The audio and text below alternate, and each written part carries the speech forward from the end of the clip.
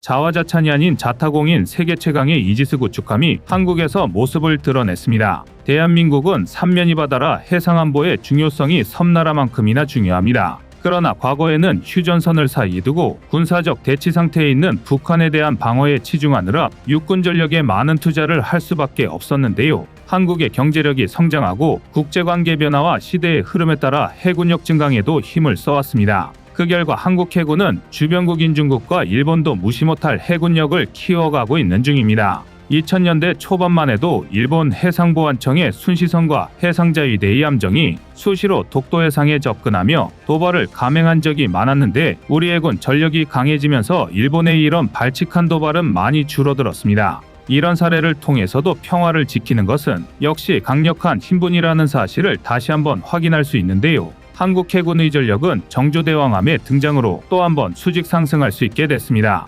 그런데 해외에서는 이미 꽤 오래전부터 정조대왕함에 대한 관심을 보였고 만약 실전 배치된다면 세계 최강의 구축함이 될 것이라는 평가를 내린 적도 있습니다. 다양한 분야의 지식과 정보를 다루는 미국의 정보매체 타임 오브 인포가 흥미로운 기사를 게재한 적이 있습니다. 세계에서 가장 강력한 구축함 순위 탑10이라는 제목의 기사에서 전 세계 해군이 운용하고 있는 구축함의 전투력을 분석하고 그에 따라 순위를 정했는데요. 10위는 프랑스와 이탈리아의 호라이즌급 구축함입니다. 유명 방산업체인 프랑스의 탈레스와 이탈리아의 레오나르도가 협력해 개발한 호라이즌급 구축함은 최대 속력이 29노트이며 순항 속력으로 최대 2만 킬로미터를 항해할 수 있습니다. 또한 영국, 프랑스, 이탈리아가 공동 개발한 이지스 전투체계 PAAMS를 탑재하고 있어 아스터 미사일 등 각국의 여러 미사일들을 통합해서 운용 가능하다는 장점이 있어 10위에 이름이 올랐습니다. 9위는 중국의 공허이시형 구축함으로 함수가 판에 6개의 1세트로 구성된 원형 수직 발사관이 6개가 있으며 스텔스 설계를 통해 저피탐 성능을 높였습니다. 하지만 고속항해용 가스터빈이 우크라이나에서 생산한 것이라 현재 수급이 불가능하며 대부분의 레이더와 무장이 러시아제 불법 복 제품이라는 것이 단점으로 작용하고 있습니다.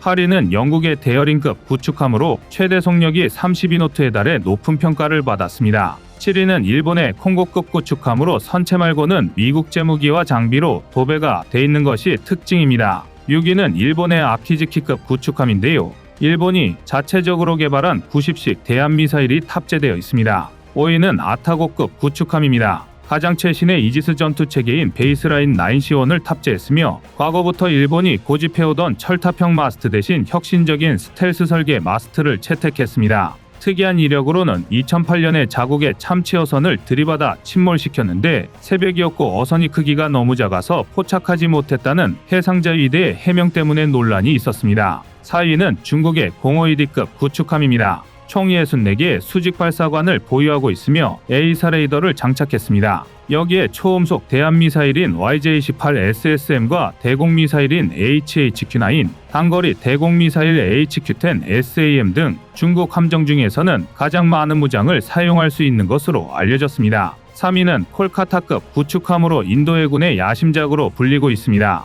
콜카타급이 이렇게 높은 순위를 차지한 이유는 세계에서 가장 빠른 순항미사일 브라모스와 성능이 뛰어난 바라크-8 방공미사일 시스템 때문이라고 매체는 설명하고 있습니다. 2위는 한국의 세종대왕급 구축함입니다. 명품 대한미사일 해성을 16발 탑재하고 있고 SM-2 미사일과 천룡 순항미사일 등 총 128개의 발사관에서 운용되는 미사일 화력이 세계 최고라고 평가됩니다. 1위는 미국이 최신형으로 개량한 알레이버크급 플라이트3 구축함입니다. 총 94개의 수직 발사관을 이용해 최신형의 SM-3와 SM-6 토마호크 순항미사일을 발사할 수 있으며 스파이레이더와 첨단 이지스 전투체계를 탑재해 탐지 능력도 향상됐다는 평가를 받아 1위를 차지했습니다. 그러면서 이 매체는 한국의 정조대왕함도 언급해 화제가 됐습니다. 정조대왕함이 실전에 배치된다면 세종대왕급 이지스함에 이어 전 세계 구축함 역사를 다시 쓸 것이다라고 할 정도였는데 이 소식은 중국에서도 대서특필됐습니다.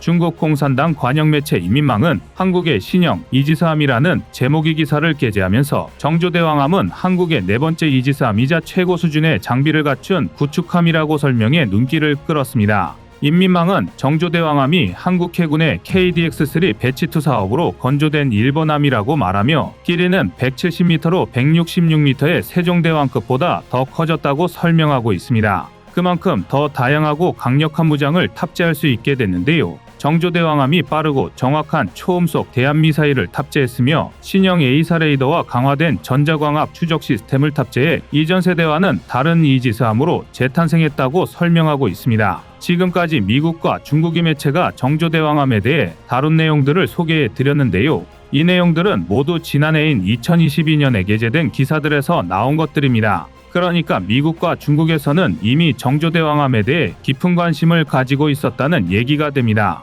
그리고 얼마 전 시험 평가 중인 대한민국의 차세대 이지스 구축함 정조대왕함이 언론을 통해 최초로 공개되었습니다. 지난 2022년 7월 진수식을 가진 정조대왕함은 앞으로 약 1년여간의 평가를 추가로 거쳐 2024년 11월 해군에 최종적으로 인도되고 전력화될 예정인데요. 동급 배수량으로 총 3척이 건조되며 광개토대왕급, 충무공이순신급, 세종대왕급에 이은 대한민국의 4번째 차세대 구축함으로 국내외 군사 관계자들과 각종 언론이 기대를 한몸에 받고 있습니다. 그도 그럴 게 정조대왕함은 대한민국 해군이 창설과 함께 추구해온 대양해군을 위한 완성형 이지스 구축함 그 자체입니다. 압도적인 이지스 시스템부터 부족했던 타격 능력까지 모든 걸 갖췄기 때문인데요. 정조대왕급 이지스 구축함은 대한민국 해상 전략의 패러다임을 완전히 뒤바꿔버릴 것입니다. 길이 170m, 폭 21m에 이르는 정조대왕함은 수직으로 선체를 세울 시 거의 45층 건물 높이에 육박하는데요. 배수량 역시 화물, 연료, 탄약 등을 싣지 않은 상태의 경하 배수량 기준 약 8,200톤, 전투와 항해 준비를 완벽히 끝마친 만재 배수량 기준 12,000톤에 달해 바로 직전급인 세종대왕급 구축함보다 경하 600톤, 만재 1,400톤 이상 규모가 커졌습니다. 이쯤이면 분류만 이지스 구축함이지 규모 면에서는 순양함 뺨칠 레벨입니다. 아닌 게 아니라 미국의 타이콘데로가급 순양함의 경우 만재 배수량이 9,800톤에 불과하니 완전히 틀린 얘기는 아닌데요. 함정의 규모, 다시 말해 체급은 곧 전투의 승패를 결정지을 정도로 중요한 요소입니다. 속된 말로 체급이 깡패라는 것이죠. 일례로 거함거포주의가 팽배했던 제1차, 제2차 세계대전에는 만재 배수량 5만 톤이 넘는 초거대 전함들이 등장하기 시작했고 일본은 7만 2,800톤의 야마토급 전함을 건조하며 국고를 거덜내다가 패전을 앞당기기도 했습니다. 물론 이런 거함거포주의를 미사일의 발달로 체급 극복이 가능해진 현대해전에 적용하는 건 무리가 있지만 그래도 여전히 해전에서 체급은 가장 중요한 요소 중 하나인데요. 당연한 얘기긴 하지만 함정은 배수량이 클수록 더 많은 무장과 장비, 인원, 보급물차를 적재할 수 있고 선체 안정성이 높아 원양항해 시 거친 파도에 유리합니다. 그렇다 보니 활용할 수 있는 용도와 전력이 다양해 전투에서도 우위를 점할 수 있습니다. 실제로 정조대왕함의 무장 수준은 화력 덕후로 유명한 대한민국 기준으로도 압도적인 수준입니다. 먼저 함포는 5인치 62구 경장 KMK-45 모드포 단장포 1문을 탑재했으며 근접 방어 무기 체계로 펠렁스 블록원비 2문을 탑재했습니다. 또 함수 KVLS-1 16셀과 마크 41 VLS 32셀, 한미 KVLS-2 24셀과 마크 41 VLS 16셀, 총 88셀의 VLS를 탑재하며 해공, 홍상업, 해룡, 해성투 한국형 초음속 대함미사일 같은 국상 무장은 물론 SM-2, SM-6 장거리 함대 공유도탄까지 모두 운용이 가능해졌습니다. 여기에 SSM-700K 해성 함대함 유도탄 4연장 발사통 2기와 함께 324mm KMK-32 모드5 3연장 어뢰 발사관 2기까지 탑재되었는데요. 무장의 수량만 따져봤을 때 탄도미사일을 발사할 수만 없을 뿐이지 합동화력함과 큰 차이가 없습니다. 이는 기존 세종대왕급 구축함의 탄도탄 미사일 요격 능력이 없다는 게 꾸준한 문제점을 지적받아 왔기 때문인데요. 일반적인 경우라면 탄도탄 요격 미사일을 무장으로 통합하자는 데서 끝났겠지만 대한민국은 그럼 탄도탄 요격 미사일을 추가로 발사할 수 있게 함정 규모를 키우고 VLS를 더 많이 탑재하자는 희한한 결론을 내버렸습니다. 역시 화력 하나에는 진심인 민족답습니다. 이게 다가 아닙니다. 정조대왕함의 탐지 능력 역시 타의 추종을 불허합니다. 이지스 시스템이 제 성능을 발휘하려면 그에 걸맞은 고성능 레이더가 필요한데요. 예를 들어 정조대왕함은 이지스 전투체계 베이스라인 9.0을 탑재하고 ANSPY-1D 다기능 위상 배열 레이더를 통해 최대 1800km 이내에 1800개 표적을 동시에 탐지할 수 있습니다. 직전급인 세종대왕급 구축함이 최대 1000km, 1000개의 표적을 탐지할 수 있었던 것과 비교하면 2배 가까이 향상되었는데요. 제주의 군기지에 정박한 정조대왕함 한 척이 홍콩의 표적을 탐지할 수 있는 셈입니다.